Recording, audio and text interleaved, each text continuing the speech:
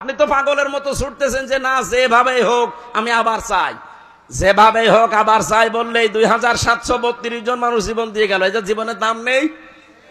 এরা সংস্কারের জন্য জীবন দিয়েছে। সেই সংস্কারই যদি না হয়, আপনি খালি উল্টা পাল্টা চিন্তা করেন। আবু সাইদের জীবনের দাম ছিল না? এক কথা বলেন না কেন? তার মুগ্ধর জীবনের দাম ছিল না? ইয়ামিনের জীবনের দাম ছিল না? রায়হানের জীবনের দাম ছিল না? আপনার জীবন যেমন ভালো লাগে আপনার কাছে, তাদেরও জীবন এরকম দামি ছিল, কিন্তু দেওয়ালে পিঠ থেকে গিয়েছিল। অনার্স মাস্টার্স করার পরে একই ক্লাসে শুধু দলীয় পরিচয় নেই, এই জন্য তার জায়গা মতো উঠতে দেয় না। এই অফিসার দেশে ছিল কিনা? এইটাই তো দূর করার জন্য তারা জীবন দিয়ে গেল।